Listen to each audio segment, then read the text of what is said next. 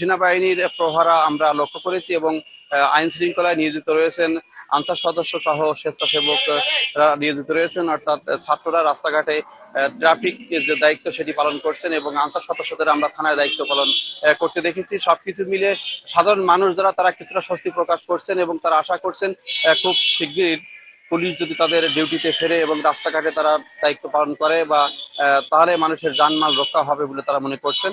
তবে মানুষের স্বস্তি ফেরাতে এরই মধ্যে জেলা প্রশাসন আজ শান্তি পদযাত্রা করেছেন এবং বিভিন্ন সংগঠনের পক্ষ থেকে আমরা দেখেছি জামাত, বিএনপি, ইসলামী ছাত্র শিবির সহ বিভিন্ন সংগঠনের পক্ষ থেকে শান্তি মিছিল বা মানুষের বাড়িতে বাড়িতে গিয়ে বা জনসম্মুখে গিয়ে তারা মাইকিং সহ বিভিন্নভাবে প্রচার করার চেষ্টা করছেন যে যশোরের পরিস্থিতি স্বাভাবিক রয়েছে, অর্থাৎ যে কোনো সহিংসতা বা কোনো প্রকার সমস্যা হলে তারা পাশে থাকবেন বলে মানুষকে আশ্বস্ত করছেন এবং এর জন্য তারা রাতে পাহারা দিচ্ছেন। আমরা খোঁজ খবর নিয়েছি যে জেলার বাইরে বিভিন্ন গ্রামে গ্রামে বিশেষ করে হিন্দু অধ্যুষিত এলাকায় তারা দলে দলে নিজেদের মধ্যে রাতে প্রহরা দিচ্ছেন।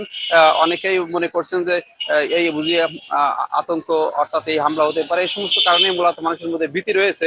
তবে আমরা সবকিছু মিলে যশোরের পরিস্থিতিটা দেখেছি যে আইন শৃঙ্খলা বাহিনীর সদস্যরা সহ বিভিন্ন স্বেচ্ছাসেবী সংগঠন, ছাত্র, বিভিন্ন রাজনৈতিক দল আসলে নিজেদের মধ্যে আলাপ আলোচনা শেষে মানুষের পাশে দাঁড়ানোর চেষ্টা করছেন এবং স্বাভাবিক যে জীবনযাত্রা সেটি ফেরানোর চেষ্টা করছেন।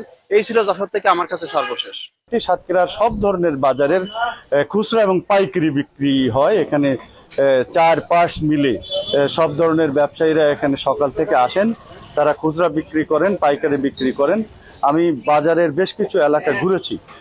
আমরা যদি বলতে চাই যে জিনিসপত্র বা দ্রব্যমূল্যের সাধারণ জিনিসপত্রের দাম কিন্তু সেই অর্থে কোনো ধরনের দাম বাড়েনি।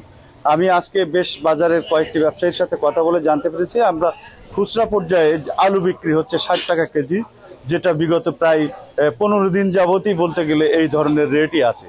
পেঁয়াজের কেজি যেটা দেশি পেঁয়াজ সেটা 110 টাকায় বিক্রি হলেও যেটা ভারতীয় পেঁয়াজ সেটা কিন্তু 90 টাকা 95 টাকায় বিক্রি হচ্ছে।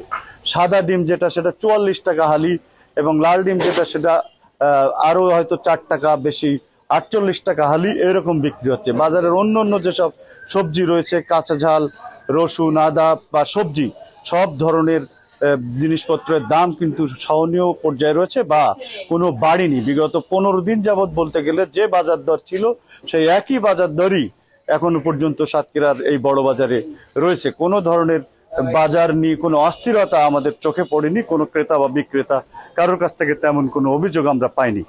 আর একটা বিষয় আমি বিশেষভাবে জানাতে চাই, সাতক্ষীরা ভোমরা বন্দরের ইমিগ্রেশন সূত্র থেকে আমরা যেটা জানতে পেরেছি সেটি আজ থেকে ভারত থেকে যারা ভারতে রয়েছে বাংলাদেশি মানুষ যারা দেশে আসতে চান তাদের আসার বিষয়টি কোনো ধরনের বাধা না থাকলেও বাংলাদেশ থেকে যাওয়ার ব্যাপারে কিন্তু একটা বিধিনিষেধ আজ থেকে আমরা শুনেছি শুরু হয়েছে।